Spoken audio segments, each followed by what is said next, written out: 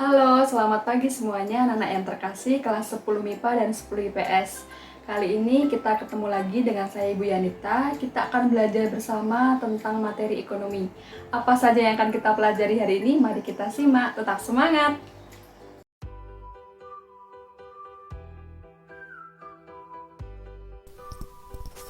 Halo, selamat pagi semuanya. Apa kabarnya? Hari ini kita akan melanjutkan materi pertemuan sebelumnya, yaitu tentang konsep dasar ilmu ekonomi untuk bagian kedua. Tujuan pembelajaran hari ini adalah 1. Mengidentifikasi manfaat biaya peluang, 2. Membedakan prinsip dan motif ekonomi, yang ketiga menjelaskan pembagian ilmu ekonomi, dan yang keempat adalah mendeskripsikan ekonomi syariah. Di sini Ibu sudah memberikan konsep dasar ilmu ekonomi untuk pemetaannya. Ada 9 hal yang harus kita pelajari. 5 hal sudah kita pelajari di pertemuan sebelumnya. Dan untuk pertemuan kali ini kita akan membahas 4 hal selanjutnya. Sebelumnya, yang pertama kita akan belajar tentang opportunity cost atau biaya peluang. Ibu sudah memberikan sebuah gambar seorang wanita dengan memegang uang, dan di dalam pikirannya dia menginginkan banyak hal, kebutuhannya banyak hal. Ada untuk beli rumah, bayar listrik, traveling, beli buku, beli pakaian, beli makanan, dan sebagainya. Kita selalu ingin ini dan itu. Tapi apakah semuanya dapat terpenuhi? Tentu tidak, karena sumber daya yang kita miliki terbatas. Sumber daya pada gambar di sini yang dimaksud adalah penghasilan atau uang. Nah, karena terbatas, maka kita harus melakukan pilihan. Dan karena memilih sesuatu, maka pilihan yang tidak kita pilih menimbulkan biaya peluang. Di sini ada sebab munculnya biaya peluang. Yang pertama, barang dan jasa itu bersifat langka, sehingga akan mengharuskan kita untuk melakukan pilihan. Dari pilihan itu, maka akan menimbulkan biaya peluang atau biaya yang tidak kita pilih. Biaya peluang itu berbeda dengan biaya sehari-hari. Kalau biaya sehari-hari adalah biaya yang kita pilih. Kalau biaya peluang adalah biaya yang kita korbankan. Seperti itu. Di sini berarti apa itu opportunity cost? Berarti biaya peluang adalah nilai barang atau jasa yang dikorbankan karena memilih alternatif lain. Sebagai contoh, ketika kalian lulus SMA, ada 2 pilihan, antara kuliah dengan biaya 15 juta atau kalian bekerja di sebuah perusahaan dengan gaji 20 juta. Ketika kalian memilih untuk kuliah, maka biaya peluangnya adalah sebesar gaji 20 juta. Jadi pilihan yang tidak kalian pilih. Itu ketika ada 2 pilihan ya. Tapi kalau seandainya di sini menghitung biaya peluang, ada kuliah, ada biaya per bulan 1.500.000 untuk biaya SPP, kos, makan, dan lain-lain. Sedangkan kerja, gaji per bulannya 2.500.000. Ketika kita memilih kuliah, maka biaya peluang yang dikeluarkan akibat memilih kuliah adalah 2.500.000, yaitu sebesar gaji per bulan ketika kita kerja. Itu jika ada 2 pilihan. Akan berbeda konsepnya ketika ada 3 pilihan. Di sini ada seorang laki-laki. Dia memiliki 3 pilihan pekerjaan. Yang pertama, guru dengan gaji 2.700.000. Yang kedua, pegawai bank dengan gaji 2.500.000. Dan yang ketiga, karyawan perusahaan dengan gaji 2 juta. Ketika dia itu memilih sebagai seorang guru dengan gaji 2.700.000, maka biaya peluangnya yang dikeluarkan akibat memilih menjadi guru adalah 2.500.000.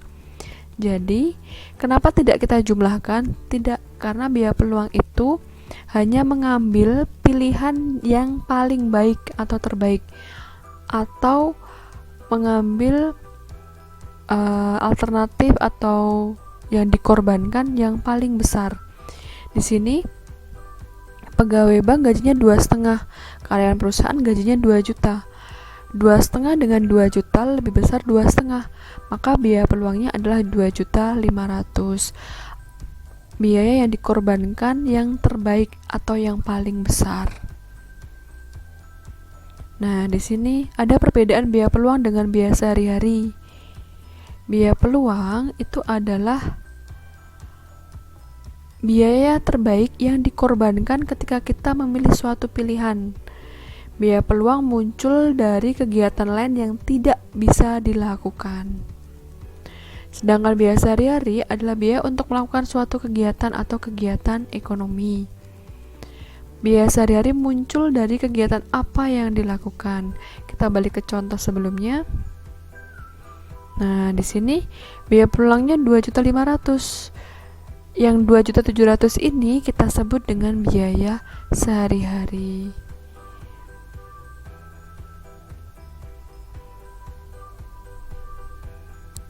Selanjutnya ada prinsip dan motif ekonomi. Kita bahas satu-satu. Untuk motif ekonomi, apa itu motif ekonomi? Motif adalah alasan seseorang untuk melakukan sesuatu atau dorongan dari dalam diri manusia untuk berbuat atau bertindak. Manusia bertindak karena didorong oleh suatu keinginan. Apabila keinginan itu berkaitan dengan kegiatan ekonomi, maka disebut dengan motif ekonomi. Kita tahu bahwa macam-macam motif ekonomi itu ada 2. Yang pertama motif intrinsik, berasal dari dalam diri. Contohnya rasa haus, rasa lapar. Yang kedua motif ekstrinsik, dari lingkungan. Misalnya teman-temannya kebanyakan memakai HP Android. Karena saya terpengaruh dengan teman-teman, saya juga kepengen HP Android. Yang lainnya, teman-teman yang lain lagi musimnya bisnis online, jual beli online. Nah, saya juga ikut-ikutan dengan teman untuk bisnis online. Nah, itu motif ekstrinsik. Pada prakteknya terdapat beberapa macam motif ekonomi. Yang pertama, motif memenuhi kebutuhan. Contoh, makan, minum, berpakaian, beribadah, itu memenuhi kebutuhan. Motif memperoleh keuntungan, itu contohnya seperti kita berjualan untuk mendapatkan keuntungan, investasi, membeli emas dengan harapan nanti ketika dijual kembali harganya lebih tinggi sehingga kita mendapatkan keuntungan. Memperoleh penghargaan, contoh ketika kita ikut lomba berharap menang, selain dapat hadiahnya, kita juga berharap memperoleh penghargaan. Memperoleh kekuasaan, biasanya dari segi politik, ya, orang ikut politik itu karena ingin memperoleh kekuasaan. Ada seorang yang dia ingin menguasai saham suatu perusahaan, membeli saham suatu perusahaan dengan jumlah yang besar agar dia dapat memperoleh kekuasaan atas perusahaan itu. Contoh lain, motif sosial atau menolong sesama, contohnya ya sedekah, hibah atau bantuan gitu. Definisi prinsip ekonomi. Prinsip ekonomi adalah dasar berpikir yang digunakan manusia untuk melakukan tindakan ekonomi. Prinsip tersebut berupa 1. Prinsip 1, dengan pengorbanan sekecil-kecilnya atau minimal untuk memperoleh hasil tertentu. Prinsip 2, dengan pengorbanan tertentu untuk memperoleh hasil yang sebesar-besarnya atau maksimal. Kita pakai contoh. Contoh prinsip ekonomi untuk prinsip 1. Prinsip satunya, dengan pengorbanan sekecil-kecilnya atau minimal untuk memperoleh hasil tertentu. Contohnya, seorang pengusaha konveksi mendapat pesanan 100 setel seragam sekolah. Maka prinsip ekonomi yang diambil adalah mencari pengorbanan berupa biaya produksi sekecil-kecilnya atau semurah-murahnya. Jadi, hasil tertentu ini sudah kita ketahui, yaitu pesanan 100 setel seragam sekolah. Karena kita harus menghasilkan pesanan 100 setel seragam sekolah agar mendapat keuntungan yang besar, maka kita berprinsip untuk mengeluarkan biaya produksi yang sekecil-kecilnya atau pengorbanan yang sekecil-kecilnya. Beda halnya dengan prinsip 2. Untuk prinsip 2, dengan pengorbanan tertentu untuk memperoleh hasil yang sebesar-besarnya. Kalau yang di sini yang diketahui adalah pengorbanannya. Seorang pengusaha konveksi mendapat modal 10 juta untuk memproduksi seragam. Maka prinsip ekonomi yang diambil adalah mendapatkan hasil maksimal dengan memproduksi seragam sebanyak-banyaknya. Jadi kalau ini kasusnya adalah pengorbanan tertentu, pengorbanannya sudah ada, yaitu modal 10 juta. Sedangkan hasilnya dengan modal 10 juta kita harus memperoleh hasil yang sebesar-besarnya atau maksimal. Maka prinsip seorang pengusaha itu adalah dengan modal 10 juta kita harus bisa memproduksi seragam sebanyak-banyaknya. Bagaimana bisa dipahami? Selanjutnya ada prinsip ekonomi bagi produsen. Ada beberapa hal, nanti bisa kalian baca. Yang kedua adalah prinsip ekonomi untuk distributor. Juga ada banyak hal, nanti bisa kalian baca, di modul juga sudah Ibu jelaskan. Yang akan Ibu jelaskan adalah prinsip ekonomi bagi konsumen. Yang pertama adalah membuat prioritas terhadap barang dan jasa yang akan dibeli. Memilih barang dan jasa yang benar-benar penting, hindari gaya hidup boros, memilih barang dengan kualitas terbaik dan harga terjangkau. Di sini tidak ada istilah harga murah ya, tapi harga terjangkau. Memperhatikan manfaat dari barang dan atau jasa yang akan dibeli. Tawar-menawar agar mendapatkan harga terbaik, yaitu tawar-menawar untuk mendapatkan kesepakatan harga. Yang terakhir, membandingkan pengeluaran dengan pemasukan. Jumlah pengeluaran jangan sampai melebihi jumlah pemasukan. Atau dalam peribahasa, jangan sampai besar pasak daripada tiang. Kenapa ini sangat penting? Karena posisi sekarang kita saat ini adalah kita sebagai seorang konsumen. Konsumen baik bagi seorang guru maupun kalian sendiri konsumen sebagai seorang pelajar. Kira-kira prinsip ekonomi kalian sebagai seorang pelajar seperti apa? Selanjutnya di sini ada pembagian ilmu ekonomi. Kita tahu ilmu ekonomi itu terbagi menjadi 3. Yang pertama, ekonomi deskriptif. Yang kedua, teori ekonomi, yaitu teori dasar dalam ilmu ekonomi, terdiri dari ekonomi mikro dan makro. Yang ketiga adalah ekonomi terapan. Kita bahas satu-satu. Ekonomi deskriptif adalah menggambarkan atas peristiwa-peristiwa ekonomi yang timbul dalam masyarakat. Ekonomi deskriptif ini contohnya peristiwa kenaikan harga barang, kelangkaan barang yang ada di pasar, terjadinya gagal panen, pemanfaatan sumber daya alam dalam kegiatan ekonomi dan sebagainya. Teori ekonomi ada ekonomi mikro, membahas permasalahan bersifat parsial atau bagian kecil. Contohnya, misalnya masalah ekonomi permodalan perusahaan A, masalah ekonomi permodalan perusahaan B.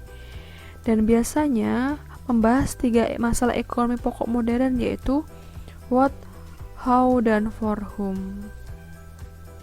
Sedangkan ekonomi makro membahas permasalahan ekonomi yang bersifat global atau menyeluruh. Contohnya misalnya pendapatan nasional, neraca pembayaran, pengangguran, tingkat inflasi, dan sebagainya. Contoh real seperti ini aja. Kalau ekonomi mikro, kenaikan harga cabai di pasar Panorama.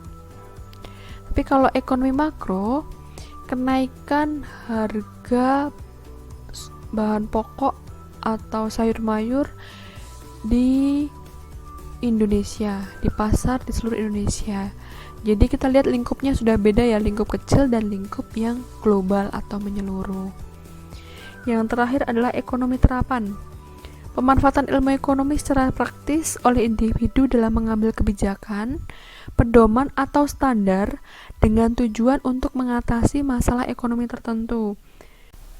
Selanjutnya kita bahas satu-satu tentang pembagian ilmu ekonomi terapan. Ada cabang ilmu ekonomi 8. Yang pertama adalah matematika ekonomi.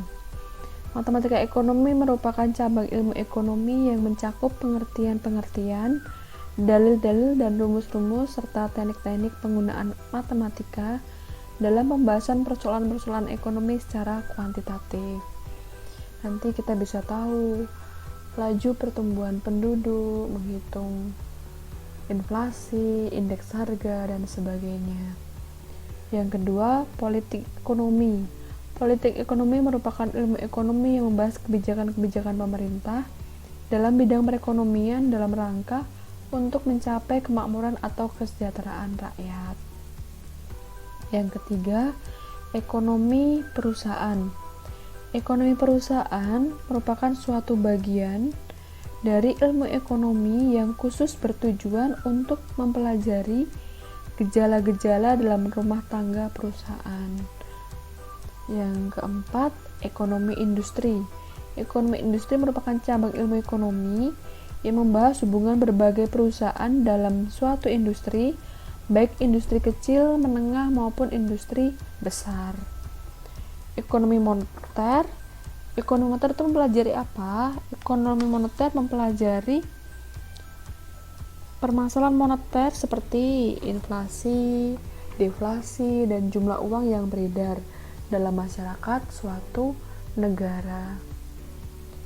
Ekonomi internasional merupakan cabang ilmu ekonomi yang mempelajari segala sesuatu mengenai hubungan ekonomi antar negara di dunia.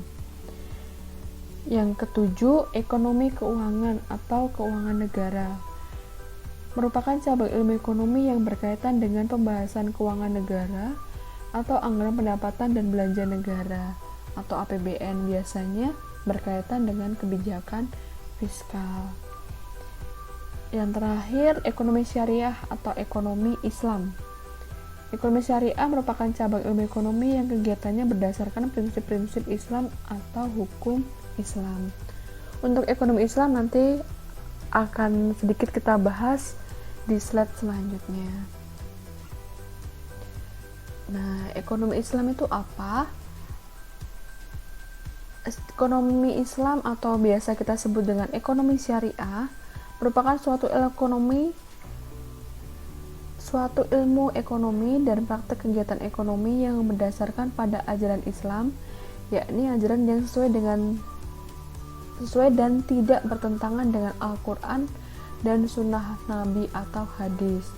Jadi ekonominya ini berprinsip dua hal, yaitu Al-Quran dan hadis. Di sini ada tujuan dari ekonomi syariah selaras dengan tujuan dari syariat Islam itu sendiri, yaitu mencapai kebahagiaan di dunia dan akhirat melalui suatu tata kehidupan yang baik dan terhormat. Di sini ada prinsip ekonomi syariah. Yang pertama, sumber daya adalah titipan Allah kepada manusia. Yang kedua, Islam mengakui hak kepemilikan pribadi dalam batas tertentu. Hak milik ini ada di surat Al-Maidah 120, nanti bisa kalian baca. Selanjutnya ada yang ketiga, penggerak utama adalah kerjasama. Kerjasama baik pemerintah dengan masyarakat, baik swasta dengan masyarakat, baik antar masyarakat maupun antar negara dan negara. Yang keempat, menolak terjadinya akumulasi kekayaan yang dikuasai oleh segelintir orang saja. Jadi semua kekayaan negara itu berkonsep pada kesetaraan atau pemerataan. Ya, jadi tidak ada yang satu orang dua orang yang dia benar-benar menguasai semua kekayaan negara. Yang kelima, penjaminan pemilikan masyarakat dan digunakan untuk kepentingan masyarakat. Manusia menjadi mulia karena selalu mendahulukan kepentingan bersama daripada kepentingan pribadi.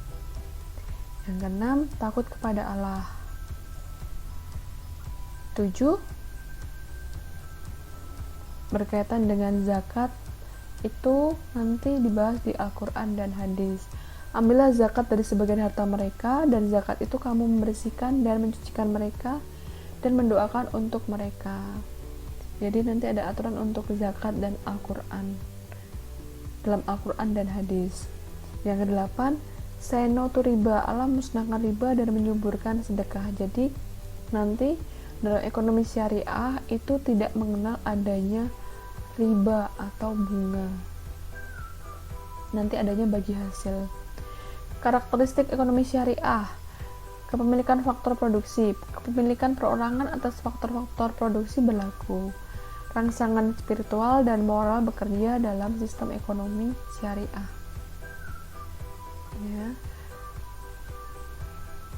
Rangsangan spiritual dan moral bekerja dalam sistem ekonomi syariah. Jadi ada nanti akhlak menurut Islam. Negara turut campur tangan dalam mengendalikan kerakusan individu sehingga kesejahteraan sosial dapat ditingkatkan. Jadi di sini ada campur tangan pemerintah untuk mengendalikan atau mengatur jangan sampai ada segelintir orang yang dia rakus dan mempermainkan kesejahteraan sosial. Jaminan sosial dan program penanggulangan kemiskinan. Jadi ekonomi syariah juga berperang dalam penanggulangan kemiskinan. Penghapusan riba dan implementasi zakat, ya. Jadi di ekonomi syariah tidak mengenal riba. Nanti mereka menerapkan konsep bagi hasil. Zakat dalam Islam itu adalah 2,5% dari total penghasilan atau pendapatan.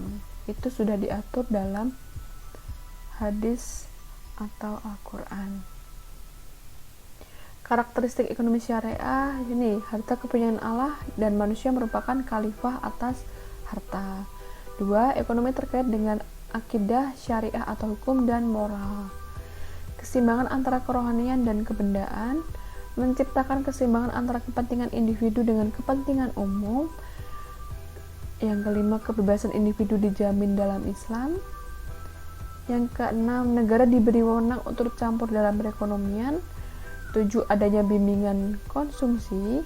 8. Adanya petunjuk investasi. 9. Adanya zakat. Dan yang 10 adalah larangan adanya riba. Oke, sekian penjelasan dari Ibu. Nanti untuk lebih jelasnya bisa kalian baca pada modul yang sudah Ibu sediakan, atau bisa kalian tanyakan langsung kepada Ibu melalui forum di Google Classroom atau melalui WA pribadi di nomor WA Ibu.